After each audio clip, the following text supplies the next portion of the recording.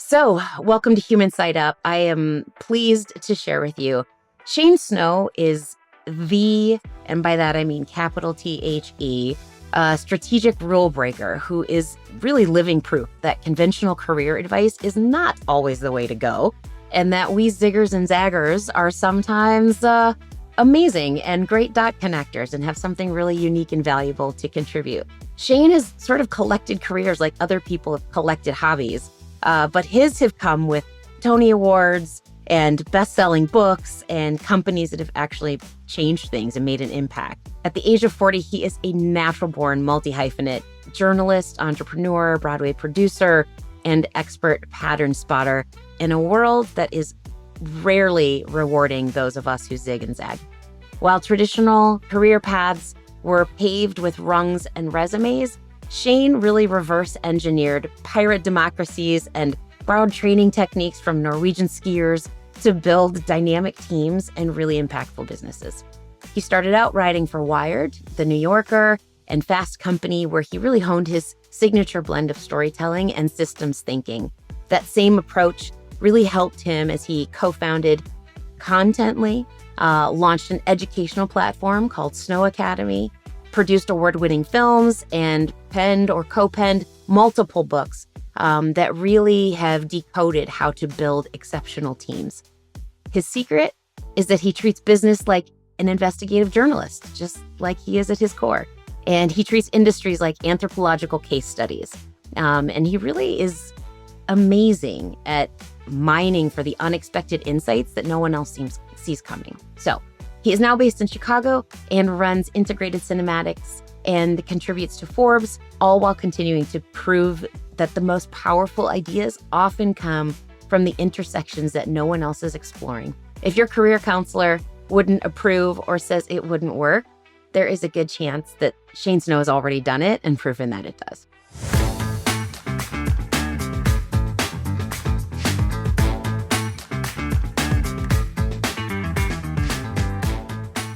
So, welcome to Human Side Up. I am very excited for this conversation. So, thanks for making time for me today.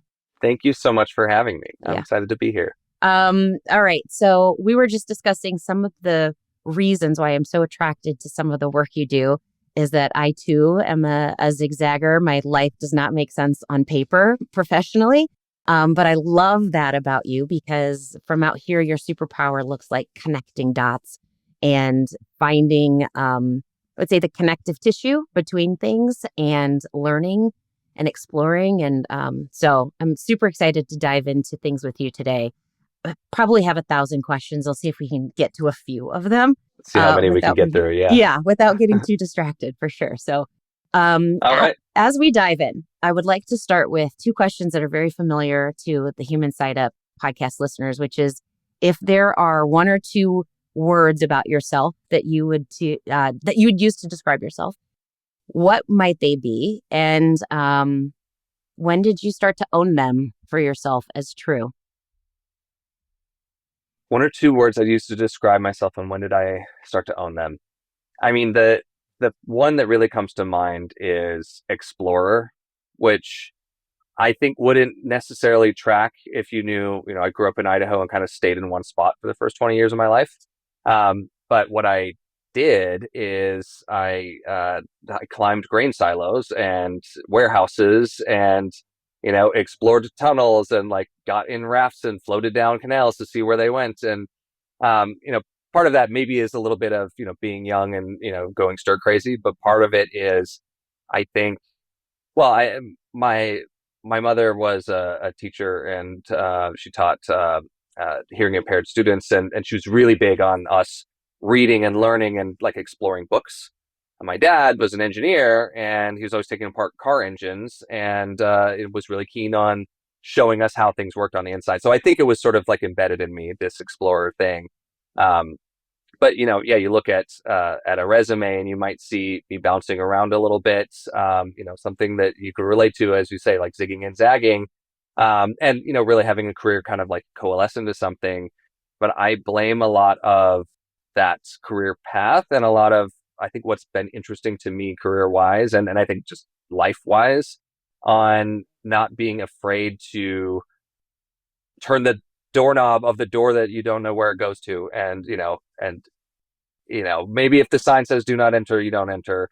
Maybe you do, but being willing to do that. And I think were I to use like a 2-word answer, I'd say side quests, like maybe with a hyphen. Of I really like having side missions and side projects, and making these goals that aren't necessarily silly goals, you could say. Like specifically with the exploring, when I lived in New York City, I had a goal of exploring every abandoned subway station, everything that had been bricked up. There's like a dozen of these, or side quests of little things to accomplish that have nothing to do with my career.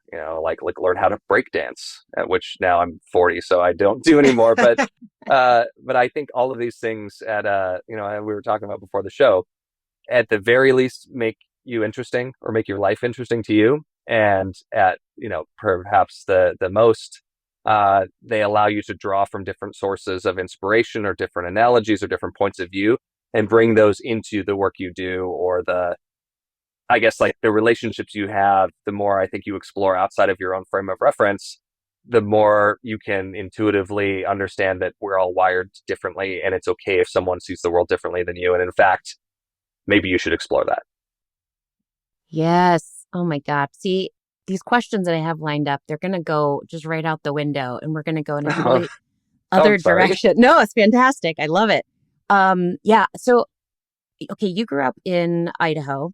I grew up in Sioux Falls, South Dakota. And so, the whole notion of bigger and better, and like having to Yeah. figure out how to do things, that I'm very familiar with that as a concept. And I too, like when I was a kid, some people are like, what do you want to be when you grow up? And they know. For instance, I went to high school with this guy. When you asked him in kindergarten what he wanted to be, he was like, I want to be a mad scientist. Like that was his answer. He All right. answered the same way all through high school. And the guy is a mad scientist. He has like, I don't know, 47 patents. And like, that's what he knew that, right? In his All right. bones. Yeah. Which I love. Me, on the other hand, like, I mean, okay, I wanted to be a doctor or a lawyer because I saw the Cosbys did it, and that was Uh, kind of cool, right? sure. Yeah. And then I don't know, I was like, but I really like animals. Maybe I'll be a marine biologist. I'm growing up in landlocked South Dakota. That seems like an obvious choice. Yep. So at one point in my life, I thought I'm going to be an actor because then I can get paid to learn about all these things. And so I Nice. really identify with that. Like, what can you learn from that and take it with you? And I've had that similar path. So I love and appreciate that. And we're gonna think pull on some of those strings. Um, Okay. One of the things, you've mentioned being an explorer and kind of having side interests that inform what you've done from out here. And we are not, I mean, I think we're becoming friendly, but we're not friends. So I don't Well, we know just you. met, but That's right. yeah. So I don't know you personally, but having read your work in in many places and seen talks and things like that, is it fair for me to say that you are sort of brimming with curiosity and maybe a natural contrarian? Hmm. Yes. Okay. Fair to say. Fair to say. I'd say that's a good pattern recognition. Okay. Yes. Well, pattern recognition is your jam for sure. So thank you for giving me some credit for that. I am curious because of that. Is there a time in your life, and maybe it's coming from your parents, you talked about them a little bit, when you started to think about thinking outside of the box and not doing things in the standard sort of way? Or have you just always been naturally comfortable with that? Or was that something you kind of grew into? Uh, you know, it's I would say some of it. I mean, it's certainly a product of my upbringing to a degree. I'll also say though, I have a 2-year-old, and he is the most curious. He will climb everything. He wants to know how things work, and I think a lot of kids are like that. But I've just been shocked by you see him with other kids, and the other kids are content to play with their toys, and he's like, I want to know what that dead bug is on the window. So maybe Oh, yeah. some of it's genetic. But I grew up in a household that was very religious and had a lot of rules and a lot of structure. And I think when you grow up that way, you either embrace that, you lean into that, you learn to appreciate that, or you test the boundaries, which is kind of what I did. Yeah. So some of it might be a reaction to that kind of upbringing. And, there's 7 kids in my family, and different siblings turned out different in how they approach life. And some like, lean all the way in, and like the structure is what they thrive on. And some, I have a brother who is an artist where structure is the opposite of what you would describe any element of his life. And he's like amazing and incredible because of it. But, I have a brother who loves the structure, and he is an incredible father and provider. And, he does work that saves lives. And so, you see, I'm not saying one's good or bad, Yeah. but I see my contrarianism as a reaction to that. And I think there's sort of key moments that you can point back to when you look at your childhood of like, oh, this is when I decided that I wanted to do this, or be this way. And, God bless your friend who's the mad scientist. Like I don't know that I decided like, this is what I want to do with my life, like so early on, and stuck to it. Although I did from an early age, I loved reading so much that I decided I wanted to be a writer and whatever else. And from an early age, and I think that's informed a lot of my career, and what I love. Like, just as a side tangent, my wife, for our anniversary last year, gave me a week vacation to go by myself to write, because that's what I'd like to do for fun. So, Oh, that's yeah, it was like amazing. the best anniversary present. And anyway, so there was this moment, and this is like, I'll say honestly, like a bit of a sore subject, with my parents. And I think we obviously are close and everything's fine. But when I was a teenager, I started a company. It was early days of the internet. And I started a company where I was doing like greeting cards online, and had figured out, I was this teenager who knew programming, how to make some serious money on the internet with these greeting cards. And there was a month where I got a paycheck that was so big it was just a check in the mail from the internet, that my parents kind of flipped out, of like, is this legal? What is this? We need to learn more. Yeah. And, they're like, looking back, I'm like, these are concerned parents they're feeling something, uncomfortable, and are trying to figure out what to do about it. And, well, what they told me is, eventually after they kind of, took a look at it, was want you to shut down your website and go get a job at the gas company, with like your neighbor who's going to give you a job, and you're going to spend the summer spray painting gas meters so you can learn the value of hard work. And I was furious. And, I pulled out all the arguments. I was like, you're not going to pay for my college. This is how I'm going to pay for my college. And they're like, you'll figure it out. And I was like, this is what I want to do. I don't want to spray paint gas meters. Like, I want to do this. Like, why would you do this to me? And so it became this sore subject, which now I look back on it. And, in a way, I'm very grateful, because that was the summer where I committed to never letting someone tell me I can't do something. And, I wasn't doing anything illegal. It was unknown. It was, and again, I can't emphasize enough, my parents really cared about me.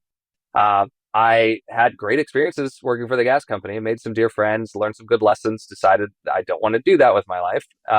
And then that was when I decided I really wanted to be an entrepreneur, and kind of like prove it to my parents that I could do it, which now they're very proud of, what I've done. But also I think what started as this chip on my shoulder and this sort of obnoxious, sort of rebellious reaction turned into like, oh no, what I was working through with all those feelings, and, and being mad at my parents, was actually me deciding that I was like, once I was on my own and able to do so, I was going to be deliberate about the path I choose, rather than let someone else tell me the path that I need to choose. And I shouldn't do it because I'm mad, but I should do it because it's what I think is the right thing to do. Yeah. So that, I think, is the moment that like really, there's a million things that shape us, right? And the answer to your question is there was a lot of those moments, but that was the big one, I think, that I look back on as like, that was a turning point for me. Yeah. Thank you for sharing that, because, I one of the zigs earlier in my career, I worked with young people and their families, and there was so much of that from out here, right? It looks so different than it looks and feels when you're in that relationship with the thing that's happening. And there's so much changing in the world right now that I can imagine that experience that your parents had is like happening all over the place to such an Yeah. incredible degree right now. Yeah.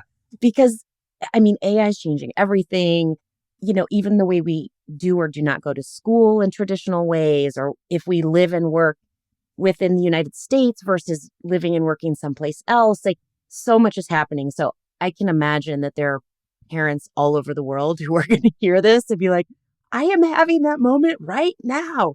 Um, and Yeah, kids and I too, think it's right? going to happen to me too. You Yes, it know, totally will. my kid is going to want to do something that I am uncomfortable with, and I'm going to have to wrestle with what's the best thing for my kid. And when I'm in charge, what do I do? Like, Yeah, it happens at the micro level all the time. But yeah.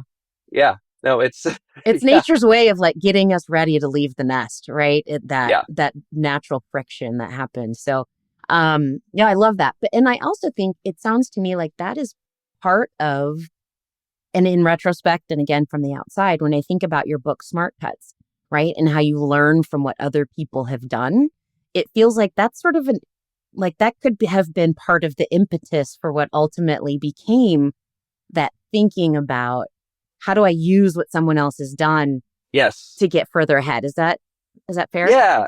It's you're making me think of, because that the book is 10 years old now, or 11 years old.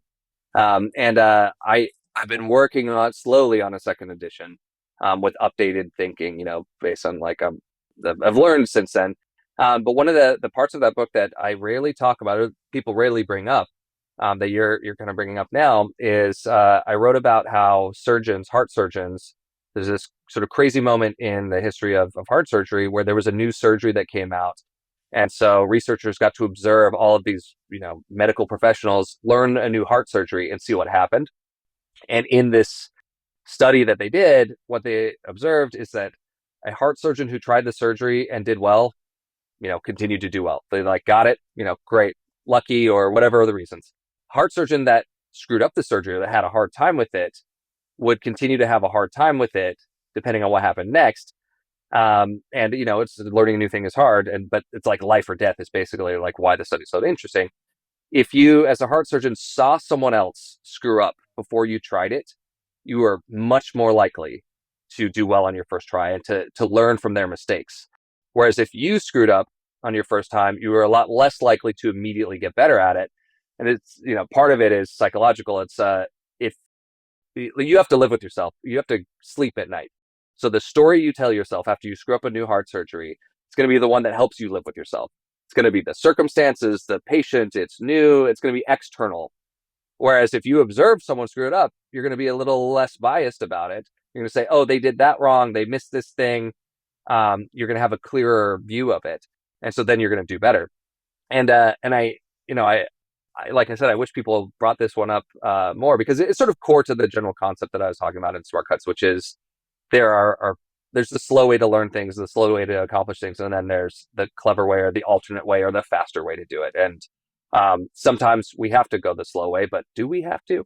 And so with the heart surgery thing, it's true that if someone else learns the mistake for you, you'll have a lot better chance of getting to where you need to go than if you have to learn the mistake for yourself. Yeah. And, all the caveats aside of like, we need to learn plenty of mistakes in life to become resilient and all that.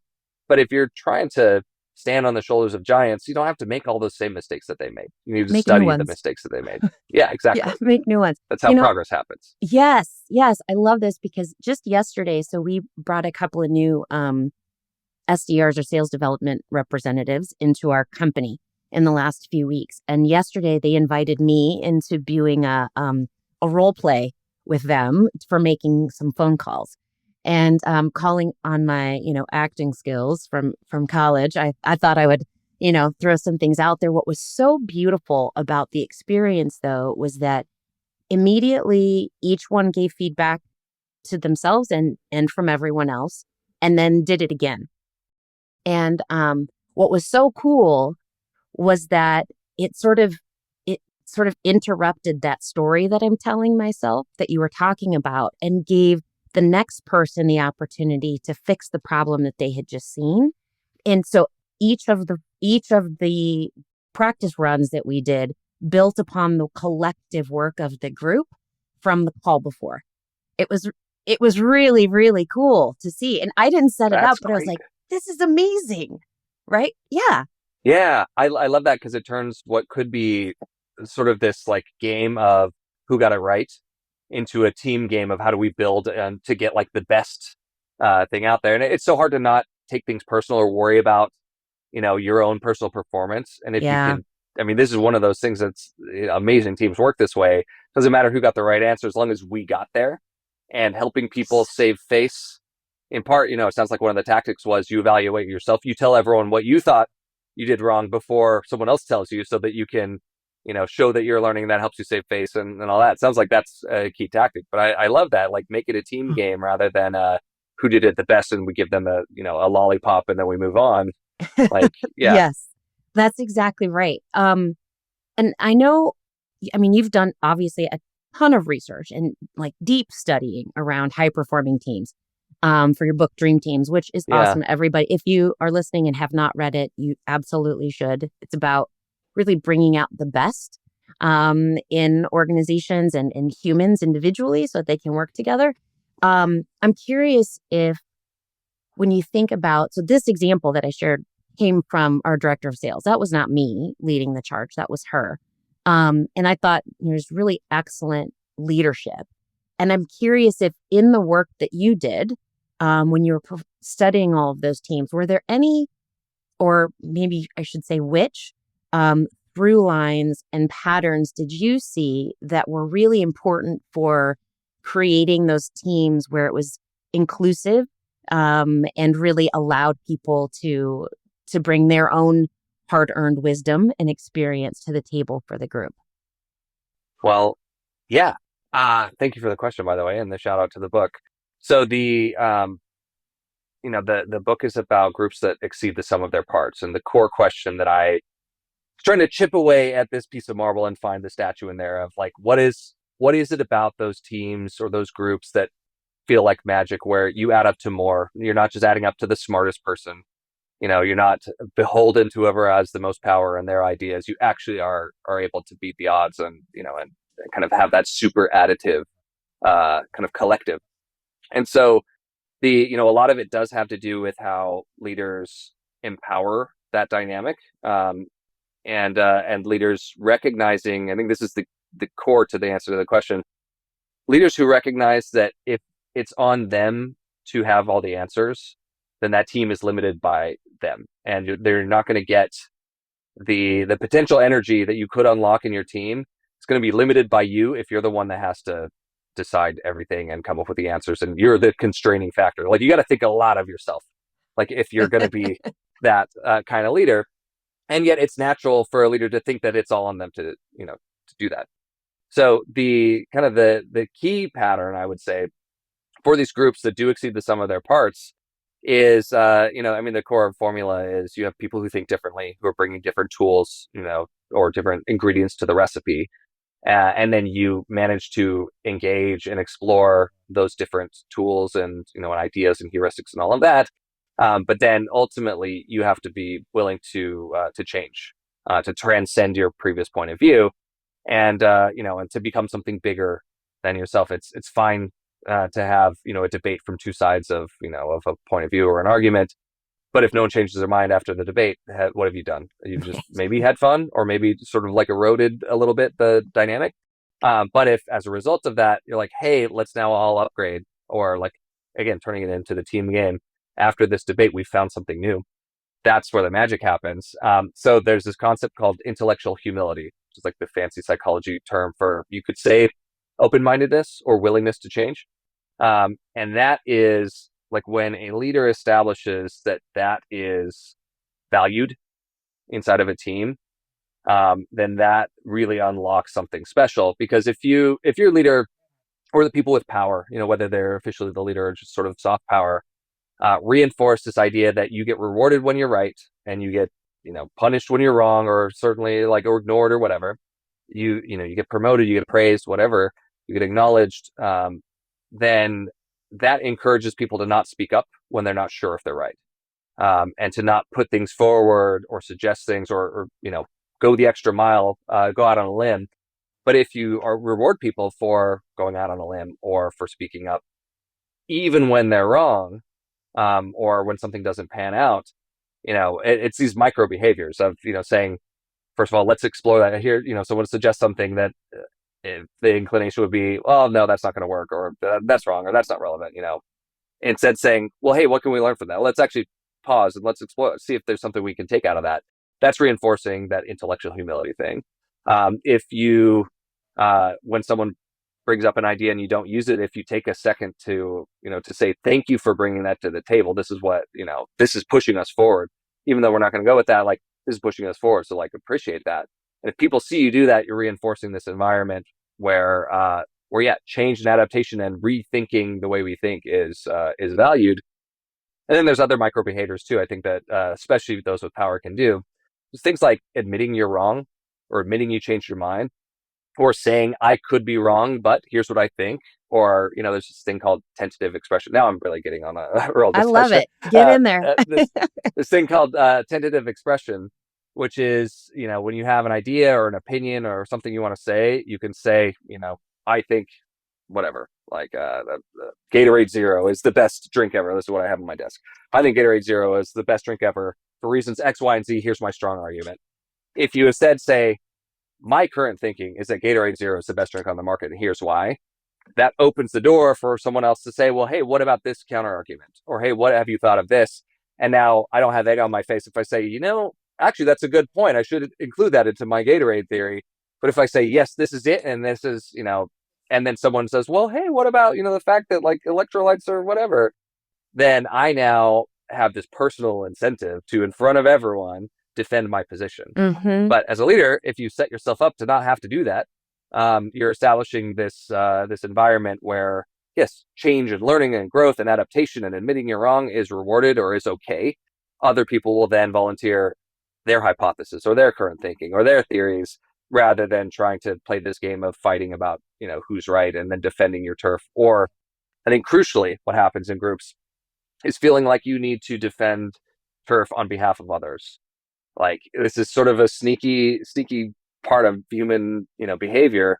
Is if I represent a group, I'm the designer in the meeting, in the boardroom or whatever, and there's a group of designers that I represent. I can't be wrong, or everyone's going to think that the design department has a problem. Or, this happens sadly, in corporate America a lot. You're the one woman in the room. It can easily turn into a situation where you feel like I can't actually be wrong, or I'm the one woman in the room. What are they going to think? This is going to turn into that, which is not fair and it's not cool. But if the leaders create an environment where it's not about the who's right and who's wrong, it's about the team game of us, finding, to use the analogy I use in the book, finding the taller mountain peak together, then we can forget about this having to represent groups and defend turf and make it personal, and and all of that. We can move forward on trying to better the team itself. So, very long way of saying that intellectual humility and establishing an environment where you reward and clear the way for people to learn and grow and add things. It happens in these micro behaviors, not in like some declaration of your values. It's these little moments that you reinforce when you don't have to take the opportunity to speak up or praise people or say thank you or say let's explore that, but you choose to do that anyway. Yeah, I really, really appreciate that, because I think sometimes, in leadership, even if your personal take is as described and you are open to hearing things, it's easy to forget that your opinion has an outsized weight to it. And B, that not everyone in the room is coming at you with the same lens. And so even if you think you have been very, you think you're very open, and you are, maybe you genuinely are, sometimes you have to restate that. Yes. And I find I'm being called to the carpet on this, because sometimes I admittedly am like, man, I have said this 8,000 times. Why the hell do I have to say it again? Right. Yeah. And that's my problem. That's not somebody else's problem. But I think Sure. the value of just doing this sort of micro behavior, right, over and over and over, is that it just, I don't know, it just underscores it, right? Like, it just keeps Yeah. underlining the thing, and demonstrating that behavior. So I really Yeah. appreciate that, because sometimes you do have to be more clear, right? Yeah. Yeah. Well, and to underscore what you just said, sometimes it's not fair. Right. it's not fair that you have to keep repeating yourself. Like there Yeah. could be some systemic reasons why, or it could just be the current circumstance or whatever, but it's not fair. And it's true that if you don't say it, people might have to read your mind. And I mean, this Yeah. is some of the best, teamwork and relationship advice I'd ever gotten is people can't read minds. Don't pretend you can read other people's minds, and don't believe that people can read your mind. I mean, this is like the classic thing of, of we know dad loves us even though he never shows it. It's like, do you know that dad loves you if he Right. never shows it? That's it. Like, I don't want people to have to guess what my intentions are, or how well-meaning I am. Like, I wish they could. I really wish they could. I wish I didn't have to say it. But I think there's some of those micro behaviors can include, especially if, as you're saying, if your voice carries outside its weight because you're in a position of power or you're representing, a group, and so like it's going to be taken kind of with this outsized way, or just big companies. It's like it all feels like, yeah, there's more pressure. Um, Say what you don't mean also, like when you're having, you're bringing up a point that might cause conflict or might be, people are going to have to think about, or bad news or whatever. Say, I'm not saying you did a bad job. That is not what I'm saying. I'm saying let's talk about this thing. I'm not saying I don't value, this. Like, Yeah. sometimes you have to say that because like you can't assume that they're like, well, do they think that I am Yeah. valuable, or they think that I did a good job? And I think by the same token, I'm not saying I'm set on this opinion. I'm saying here's the evidence and here's my hypothesis, and I want to explore this. I'm not saying that this is set in stone, even though I'm the boss and you're going to take this as gospel. Like, I'm actually not saying that. So I think sometimes, like, yeah, it sucks to take the extra time to do that, and sometimes, like I said, it's because of other factors, of how people or behave around us that are outside of our control. But I think the burdens of doing a good job with teams and working together often does entail doing things that we wish we didn't have to do in order to make things clear and make things safe. Yeah. Clear as kind, right? Yeah, Uh, and yeah, I like that. humans will human every opportunity that we get. So Yeah. I think those are good practices. Let me ask you something a little bit related and adjacent. So there are times when I think as leaders we believe very strongly in the folks around us, and we believe they can do a thing, sometimes more than they believe they can do the thing. And so I'm curious if in your research around building these teams, were there any sort of practices that floated to the surface that would help leaders pull that out of people? Ooh, it's really good. Um, there's a couple things that come to mind. Actually, three. I'll try not to be too long-winded. One No, go for is it. the sort of basic principle that a leader who can push you to grow is going to keep you in this zone of uncomfortable, which, as you say, like that you're comfortable with, but uncomfortable, but safe. And you can even chart it like, one of those nerdy 2x2 matrices. If you have like safe, unsafe, comfortable, uncomfortable. Safe and comfortable is often what we think that we need to provide for people. Like, I want my kid to be safe and comfortable, right? Um, and and yet, safe and uncomfortable is where growth happens. You think about like a private trainer, at the gym, or a coach, in a sport. They're pushing you beyond where you are comfortable, so you can grow, so you can, achieve the potential they believe you have. And a good coach is going to be in it for your journey, not just for this thing that you're going to accomplish when you push yourself and then they drop you. Because that's where you can get uncomfortable and unsafe, is if you get pushed so far that like you are now damaged or suffering or hurt or whatever in order for the short term gain. And I think really terrible bosses are good at being persuasive and putting people in that position. Yeah. Um, and obviously unsafe and uncomfortable, it's like we know to avoid that. So I think that's the first one, is good leaders understand that. And I think it's tough for people who are kind, to push people into uncomfortable places. That is particularly tough for me. I think like tough love is a tough one for me to deliver. But understanding that that's how people grow is when you push them into that uncomfortable but not unsafe place. That's the first one. The second one is I really believe strongly in the power of storytelling to motivate people to go beyond where they think they can go. And to I guess, to persuade people to go into that uncomfortable or unknown place. And this is some stuff I've throughout my career as a writer, and as a storyteller myself, I obviously have a bias towards this. But lately, I've been doing a lot of speaking and consulting with groups where this has been the thing that I've talked about, which is change management. You're trying to get people to change when change is hard, either because the world has changed and now we got to adapt this new. You brought up AI. AI is changing our circumstance, so now we have to do things differently. Why can't we do things the same? It's going to be uncomfortable. It's going to be hard. Like, that's what you're up against as a leader when you're dealing with change.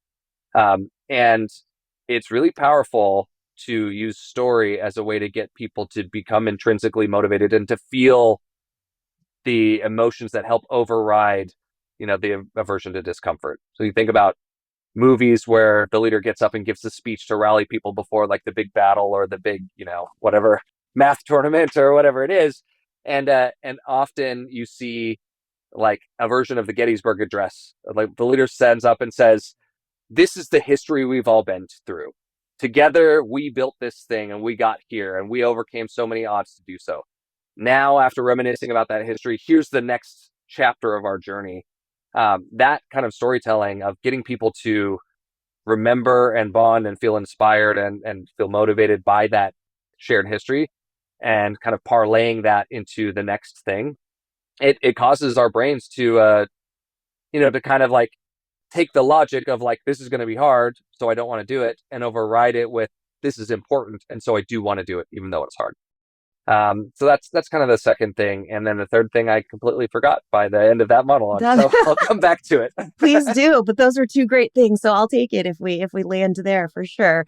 Yeah, I love what you were saying. I love both of those things. And I'm reminded of Charlene Lee is a leader in AI and change management.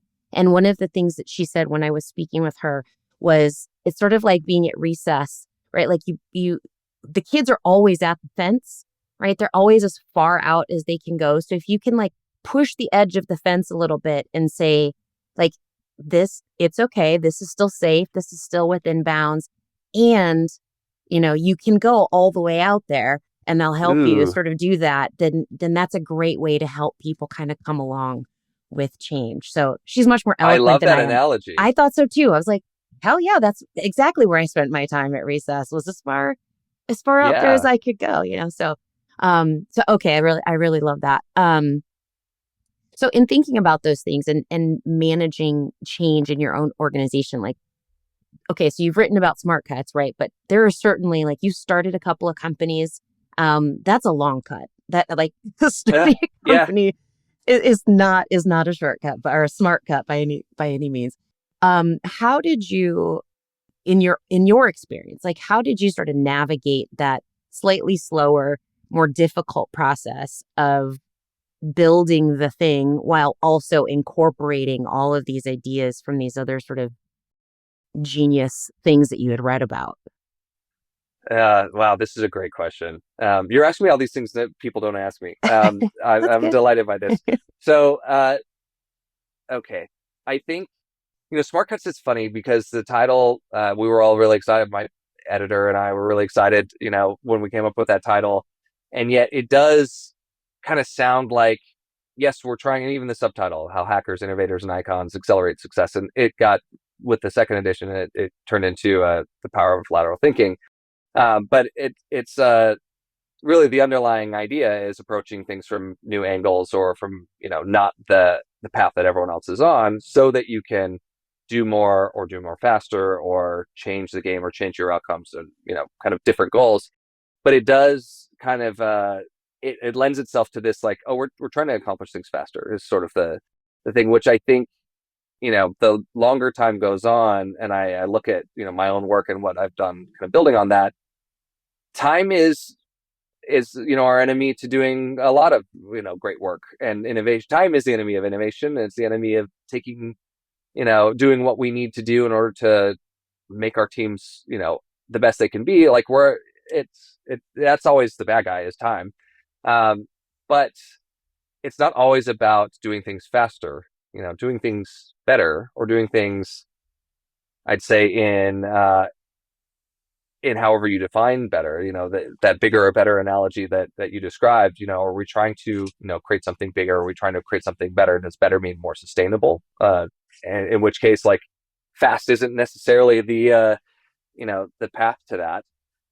So it's interesting that in my own self-reflection on what does it mean to kind of take the alternate path, is the goal always getting there faster? Not necessarily. And I think part of that might be just I'm growing up, and and you realize that some journeys are long journeys by definition. Doesn't mean that the journey can't be shorter or better. Yeah. But where I think kind of the biggest applications of the smart cuts concept for me in my business career kind of come in two forms. One is at the micro level of when we're looking at discrete problems to solve, being able to ask, is there a different way to approach this problem? What are the observations underlying kind of the question we're asking, and are we asking the right question? And if we're not, what is the right question? Kind of backing up to those fundamentals and then saying, well, given that the question is this, what if we approach this a different way? So kind of looking at problems with that general framework, is part of it. And then at the macro, the business that I'm most recently started is a film technology company called Integrated Cinematics. Showrunner is kind of the brand name. It's a film technology company that does like fancy LED wall film set stuff, and it's kind of like the stuff that you see on The Mandalorian and all of that. Just building technology that allows filmmakers to do more and run their film set like a smart home, basically. So that company, really, you could say, is a product of this sort of smart cut zigging and zagging mentality of and primarily, I'm a writer who started businesses. I got into screenwriting because I had this realization that more people watch TV than read business books, and if I wanted to make an impact, that was going to be my next chapter, is writing for the screen. And it turns out that to make a movie or TV show or a documentary, you need lots of people to say yes to you. You need lots and lots of money. And there's all of these middlemen and gatekeepers, and started this company kind of shortly after the Me Too movement had really taken down some key figures in Hollywood, and my business partner, who's I'm also married to, she had quit Hollywood as an actor and then director, because of all of these scumbags that have to say yes to your project and they have the money, and and so when we, with a couple of other business partners, started this tech company, it was actually our hack, you could say, on figuring out how we can tell the stories we want to tell. If you need people to say yes to you and you need lots of money to make a movie, well, what if we could use technology that we borrow from another industry, from the smart home industry, to start remote controlling things, to start allowing people with less money to do more, so that we can then, with a quarter of the funds, make the movie that has impact. So we don't need to ask those people, for their money and to say yes. And from there, we've kind of applied that same smart cuts mentality to, like, how do you get something funded? How do you stack R&D tax credits and film tax credits and opportunity zones and tax loss harvesting and like all these things? How do you add these things up from real estate and from Silicon Valley, and add them to the film world, so that these same people don't need to ask other people for permission to make their movies? And so that's sort of the big one. Like, the big application of like this smart cuts mentality has coalesced into this company, which we're now making movies and TV shows and and all of that, and funding other people's movies through this. And yeah, this is we're on year 4 of what is going to at least be a 10-15 year journey, and like AI is changing all of it.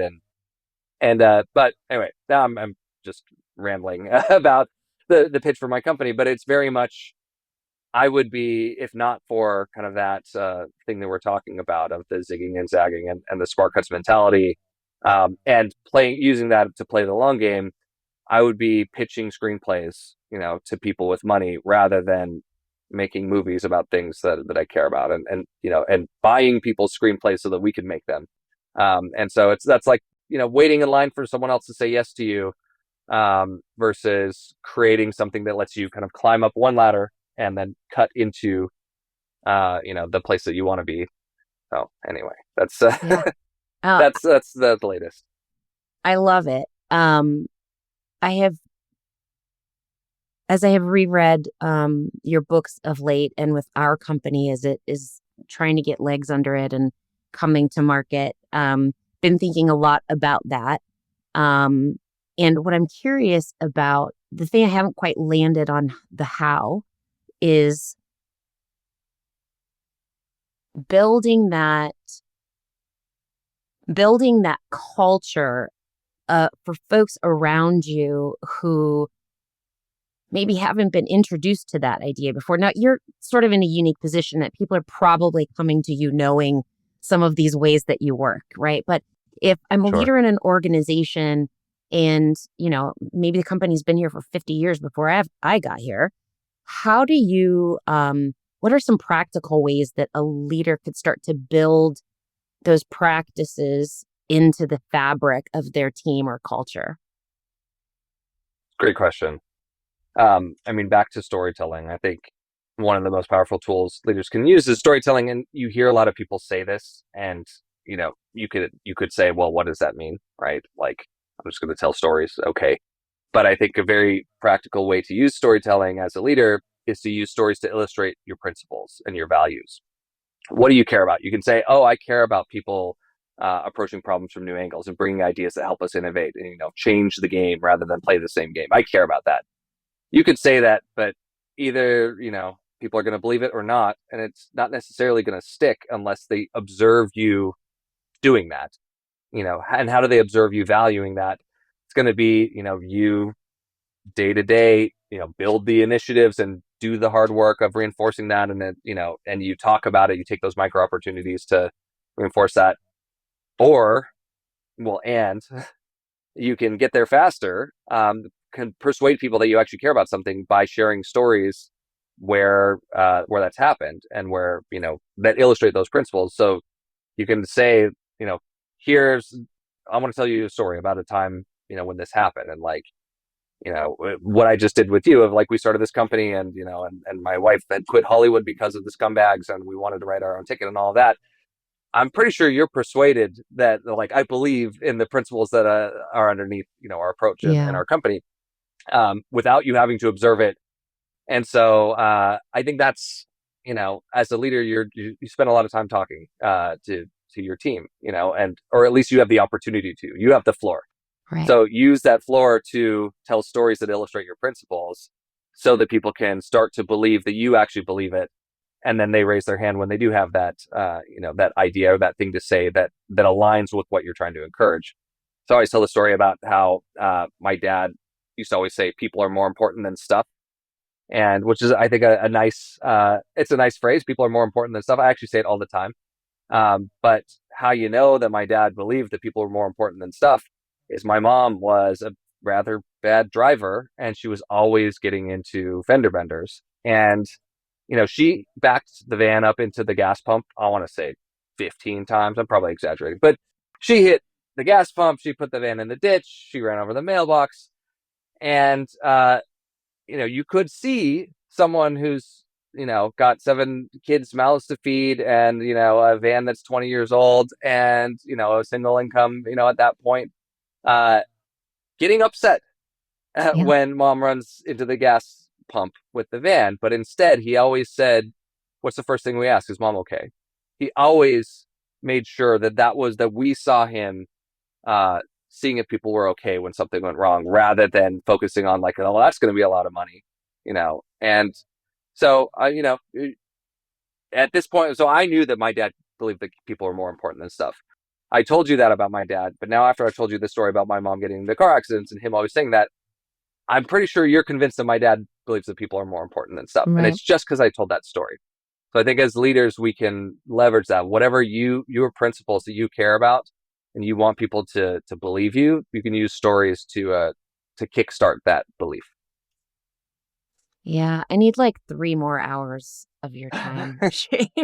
Well, I love talking about this stuff. We can do more of this. I'm going to take you up on that because I have all kinds of questions. But I do want to be respectful of the fact that we are where we are in our time together right now. So I'm going to ask you 2 last questions. One, is there anything I should have asked you about today or that you wanted to talk about that I didn't touch on? Ooh. I don't know. This is all tons of fun, and like I said, you're asking me questions that are not the usual questions I get, which is how I know that you've really dug into my work. Um, no, I. What question should you have asked me? I would say these days I'm so obsessed with being a parent of a young child. I have one kid, and I think a lot about how my point of view on the world has changed because of that.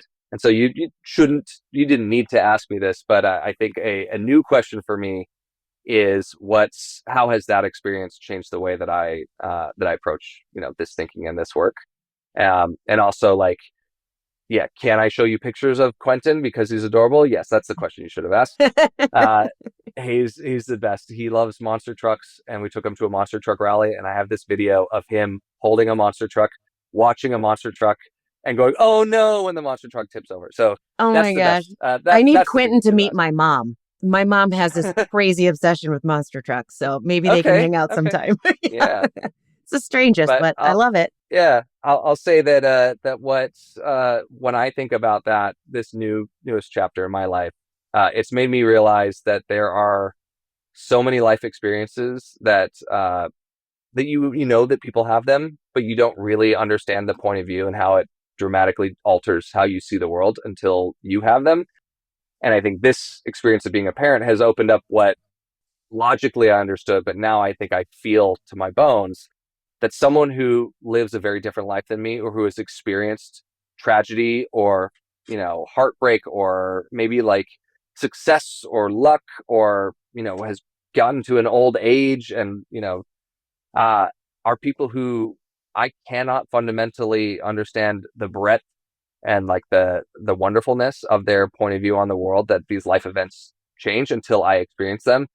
And so I think it's made me value more, I think in particular, the perspective of, the elders in my family, and of people who have been through, you know, trauma and sacrifice I'm thinking about family members who went through great sacrifice for their kids.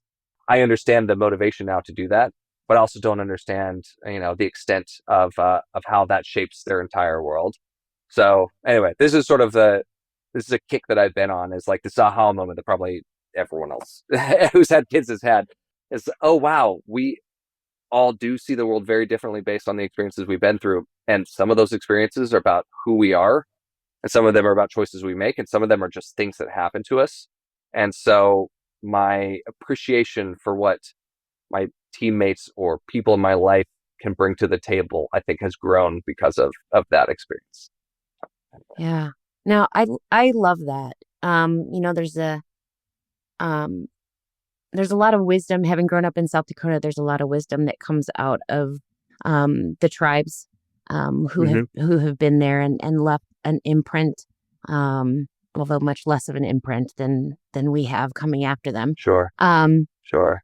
and one of the beautiful things that I really appreciate about it that I think ties into your work is um, that power of that story, right? Like that I haven't necessarily experienced the thing that you have, but if someone can tell me the story of the people who came before me, then whatever experience I have had that ties to it is enough to at Yes. least get me to appreciate the parts of it that I am capable of appreciating, right? And 5 years from now or 25 years from now, my level of appreciation may change based on my experience, but it's that shared sort of starting point Yes. that really matters. So that's cool. Oh, that's wonderfully put.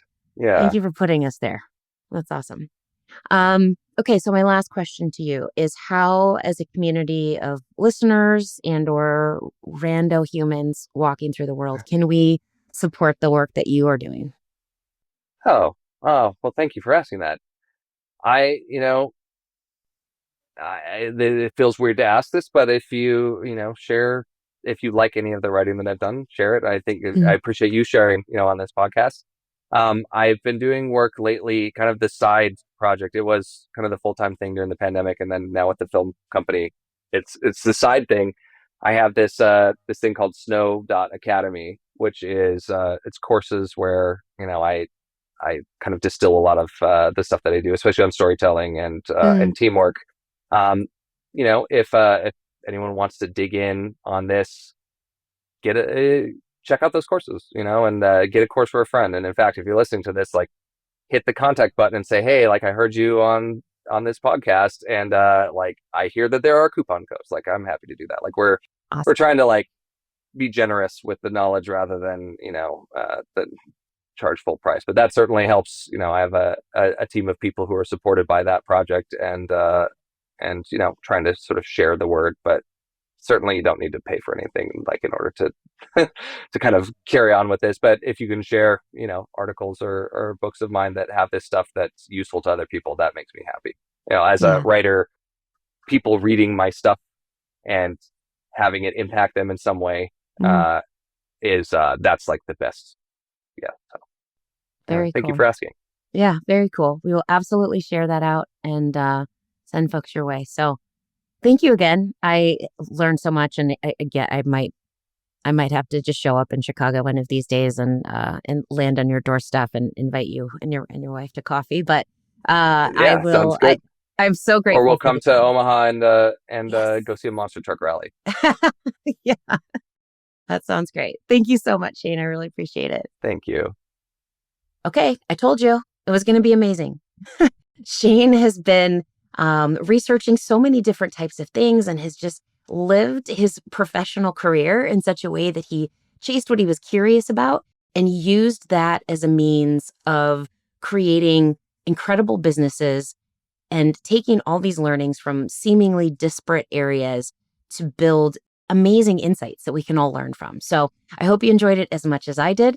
And if you have any comments, leave them below.